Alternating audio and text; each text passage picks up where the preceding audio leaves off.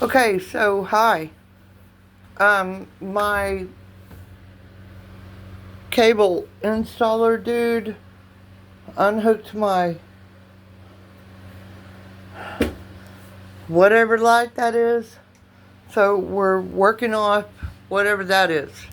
Okay, and this is lesson number 28 because I have to skip 27 for now because I can't get to 27 because she is in the corner of the room and I shouldn't be crawling around out in there and pulling that heavy girl down to talk about her. So I pulled all of these off the shelf. Okay, this is going to take me a minute. That was the shelf right there. These are plates, bowls, the shape of a heart. Why is there balls in there? I don't know. Probably because I was just playing with clay. I don't know. What is that? It's just a roll. What is that? It's just a roll. And it's bisque fired.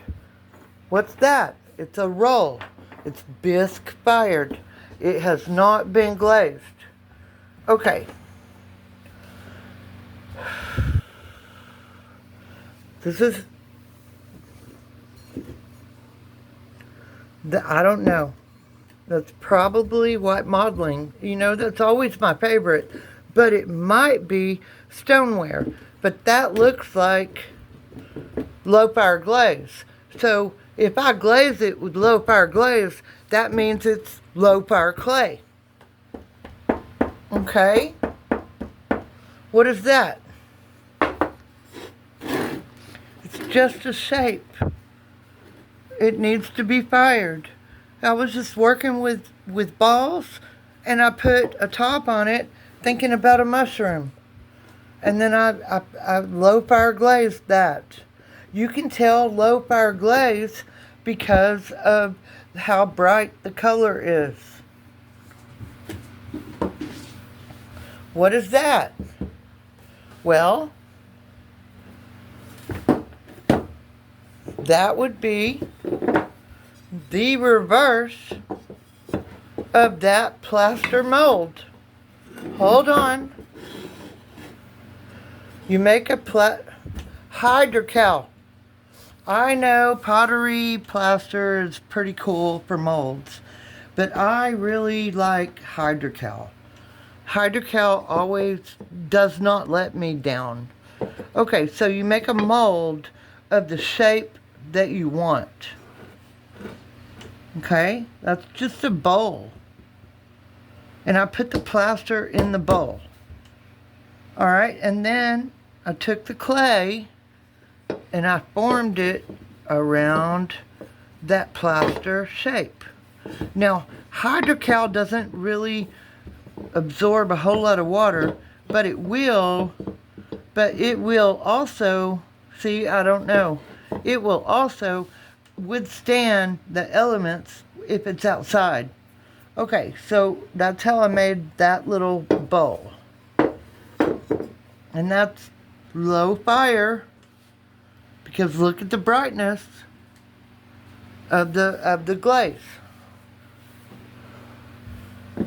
Okay.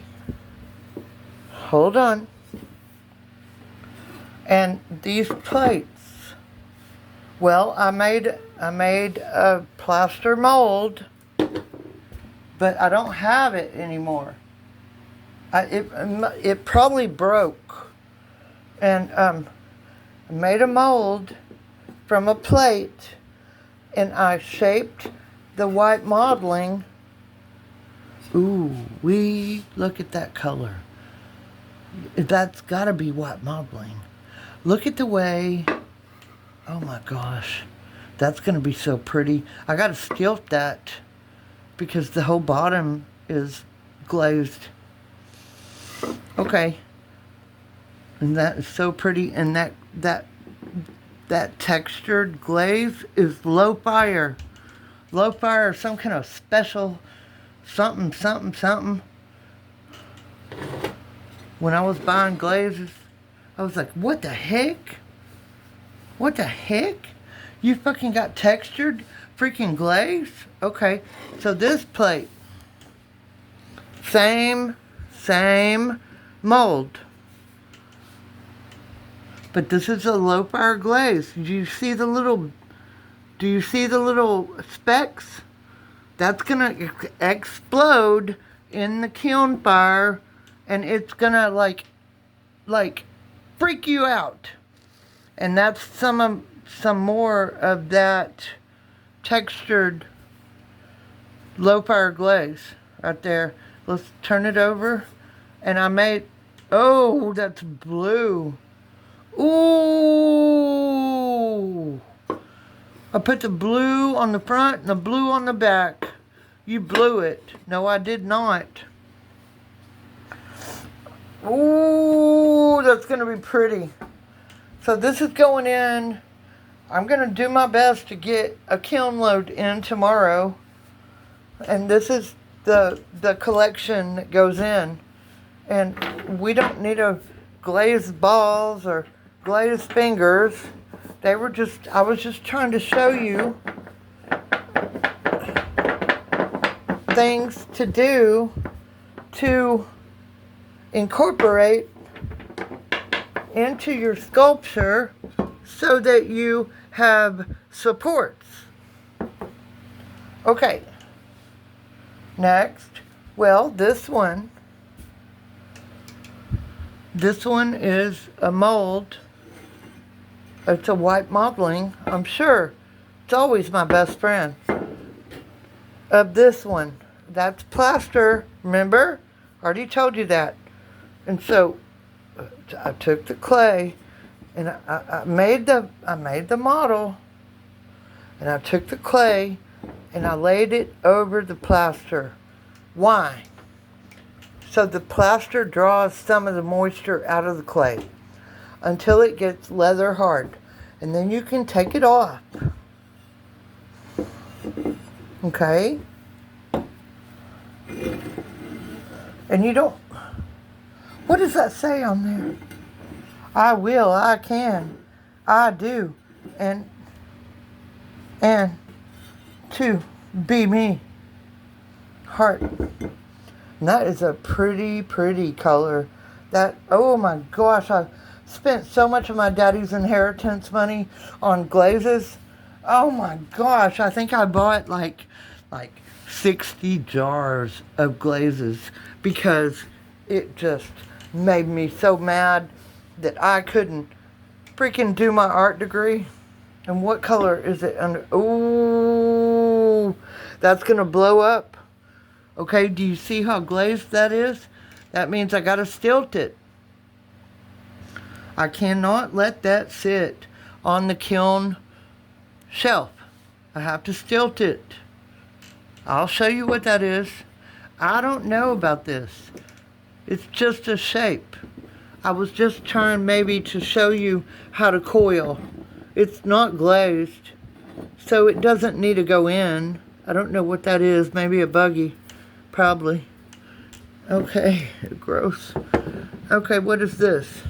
Well, it went to a piece that has already been destroyed. But it was just, an example of how to build something and glaze it and carve it and continue your piece. And it reminded me of a flower.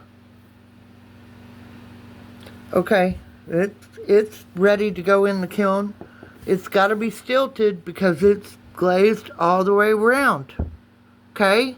If you got glaze all the way around, you got to stilt. Do you understand? See this one. See that one? It's not glazed on the bottom. That means I can put it in there unstilted. But I might stilt it anyway. I don't know. It looks like it needs more glaze. But it's just a shape example. Okay, so what is this? Well, ooh, there's spider webs and spider buggies. Well, that goes to the chimenea that I made. And I made it for the top so that the top of the chimenea, I could put a plate on the top of the chimenea and maybe cook something, an egg, or cook something and survive. But this, the way the holes are, would vent the heat out and the chimenea wouldn't blow up and my egg wouldn't burn up. But everything would still cook happily. And so this is glazed on the outside only. And that is terracotta. If you want to ever do anything for heat, like a chimenea, you want to use terracotta. And terracotta is a low fire glaze. Okay, we're at 11 minutes and 20 seconds. That's a good lesson. Number 28. Bam, bam, bam, bam, bam. Cool.